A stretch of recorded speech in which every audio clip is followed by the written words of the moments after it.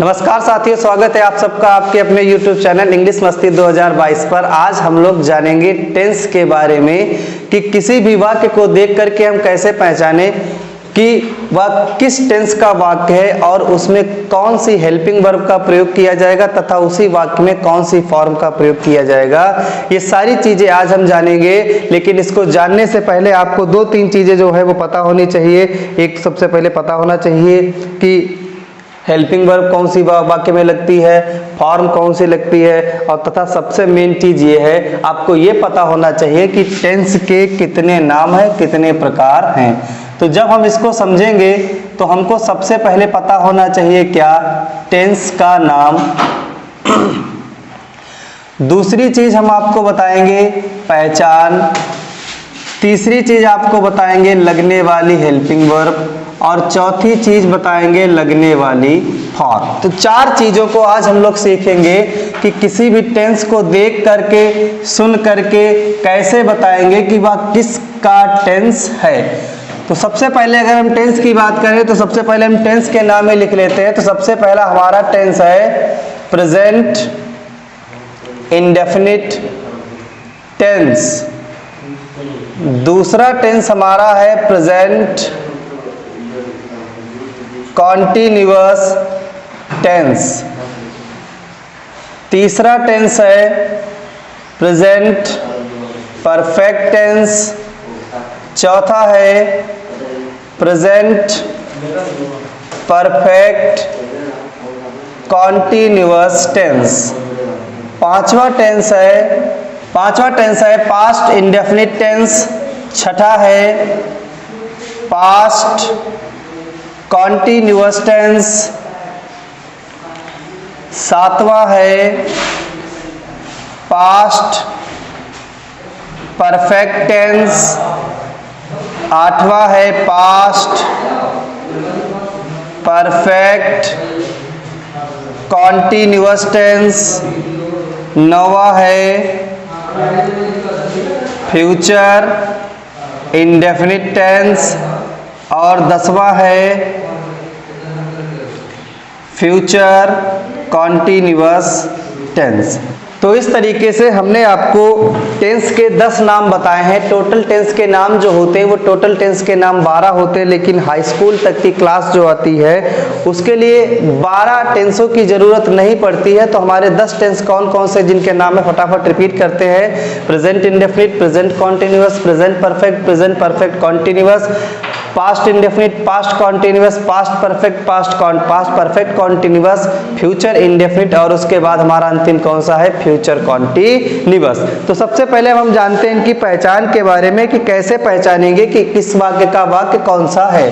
तो अगर किसी भी वाक्य के अंत में आता है क्या कि ता है, ती है, ते हैं, तो अगर किसी भी वाक्य के अंत में ता है, ती है, ते है आता है तो वह वाक्य हमारा काहे होगा, प्रेजेंट इंडेफिनिट। जैसे मैं तुम्हें अंग्रेजी पढ़ाता हूँ, मैं बोर्ड पर लिखता हूँ, किसान खेत जोतते हैं। तो ऐसे जो भी टेंस हमारे होंगे वे सब हमारे काहे के होंगे, present indefinite tense. Present indefinite tense के हेल्पिंग वर्ब जो लगाई जाएगी वो टेंस में, वो दो हेल्पिंग वर्ब लगेंगी, या तो डू लगेगी या तो डज लगेगी।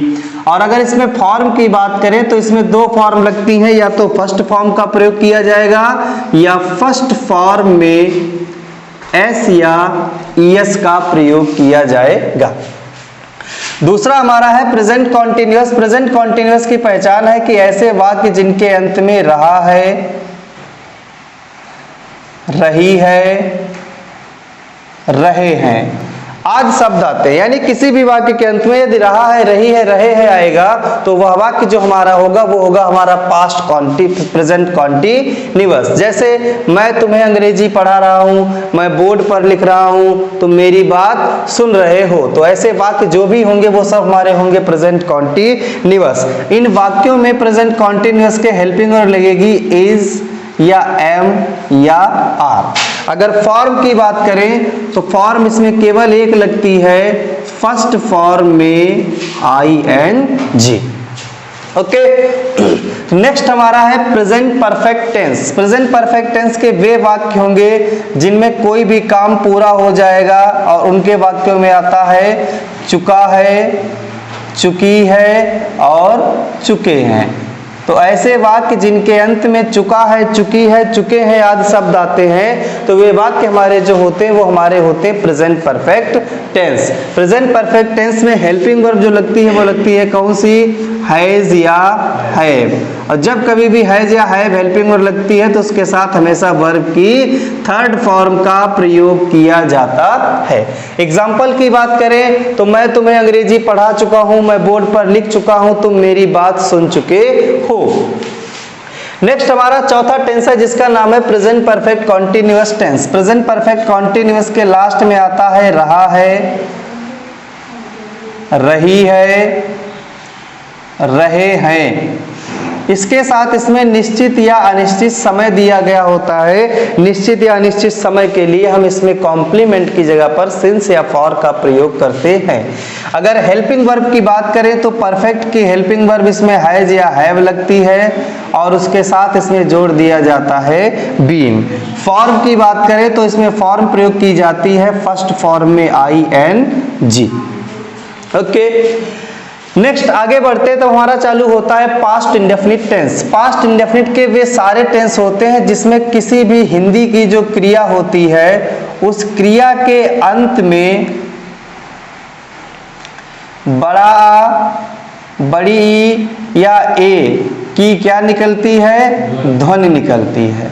तो जब कभी भी किसी भी वाक्य के लास्ट में कोई भी क्रिया दी हो हिंदी में और उसके अंत में बड़ा आ, बड़ी ई या ए की ध्वनि निकलेगी तो वह वाक्य हमारा जो होगा वो हमारा वाक्य होगा पास्ट इंडेफिनिट टेंस का। इस पास्ट इंडेफिनिट टेंस के वाक्य में हेल्पिंग वर्ब लगेगी डिड और इसमें दो फॉर्म का प्रयोग किया जाता है, वर्ब की सेकेंड फॉर्म और वर्ब की फर्स्ट फॉर्म। कहां पर लगती हैं? जब टेंस का वीडियो हम आपको देंगे वहां पर आपको बताएंगे। अगर एग्जाम्पल की बात करें तो जैसे मैंने कहा कि मैंने तुम्हें अंग्रेजी पढ़ाई, तो इसमें क्रिया क्या है? पढ़ाई। अंतिम अक्षर क्या है? बड़ी ई, तो बड़ी ई निकलने के कारण ये टेंस होगा पास्ट इंडेफिनिट। मैंने तुम्हें देखा, क्रिया क्या है? देखा। मात्रा काहे की निकली? बड़ा आ की, तो यह वाक्य भी काहे का होगा? पास्ट इंडेफिनिट का होगा। किसान ने खेत जोता, किसान ने क्या किया? जोता। तो जोतने का काम किया, लास्ट में था अक्षर, लास्ट में बड़ा आ निकला, इसलिए यह वाक्य जो होगा वो हमारा काहे होगा? पास्ट इंडेफिनिट का होगा। आगे बढ़ते हैं, लिखा है पास्ट कॉन्टिन्यूअस टेंस। तो पास्ट कॉन्टिन्यूअस टेंस के वे वाक्य होंगे जिनके अंत में रहा था, रही थी, रहे थे। ये चार शब्द आएंगे। कौन कौन से? रहा था, रही थी, रहे थे। तो इसमें हेल्पिंग वर्ब कौन सी लगेगी? वाक्य में हेल्पिंग वर्ब का प्रयोग किया जाएगा वाज या वर का। जब फॉर्म की बात आएगी तो फॉर्म कौन सी लगेगी? तो फॉर्म लगेगी फर्स्ट फॉर्म में ING।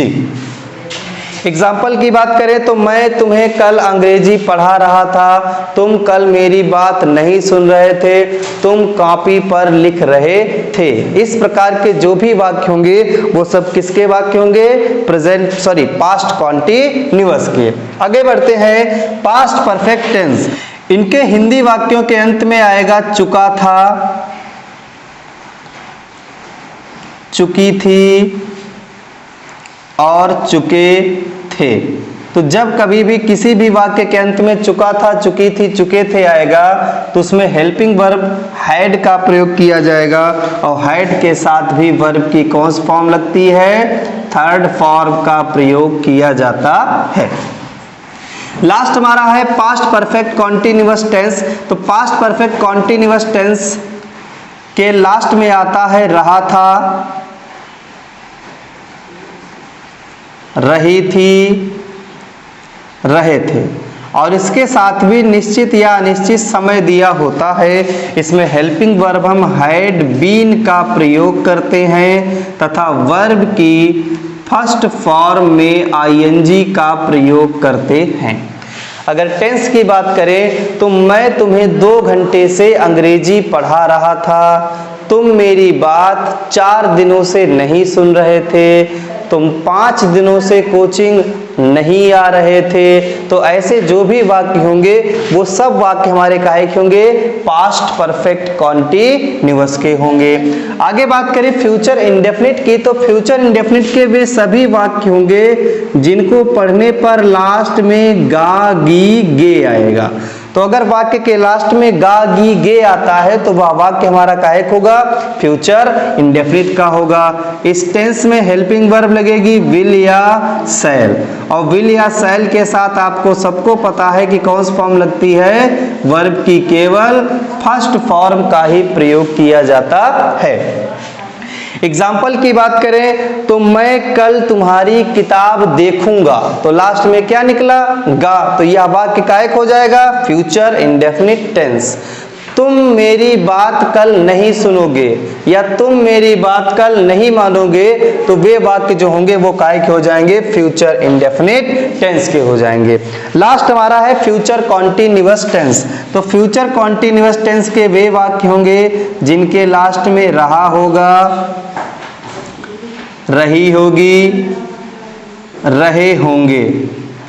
तो ऐसे वाक्य जिनके लास्ट में रहा होगा, रही होगी, रहे होंगे आदि शब्द आएंगे, वे वाक्य हमारे होंगे फ्यूचर कॉन्टिन्यूअस टेंस के। फ्यूचर कॉन्टिन्यूअस टेंस में हेल्पिंग वर्ब लगेगी विल या शैल बी, और उसके साथ लगेगी फर्स्ट फॉर्म में ING। तो आशा करते हैं आपको यहाँ तक जो भी टेंस, उनकी पहचान, हेल्पिंग वर्ब और फॉर्म बताई है वो आपको बहुत ही अच्छी तरीके से समझ में आई होगी। अगर कोई चीज़ आपको समझ में ना आई हो तो नीचे कमेंट बॉक्स में कमेंट करके हमें ज़रूर बताएं, और अगर चैनल पर पहली बार आए हैं तो वीडियो को लाइक करके चैनल को सब्सक्राइब करके अपने दोस्तों के पास वीडियो को भेजना बिल्कुल ना भूलें। मिलते हैं नेक्स्ट वीडियो में किसी एक नए टॉपिक के साथ। वीडियो देखने के लिए धन्यवाद।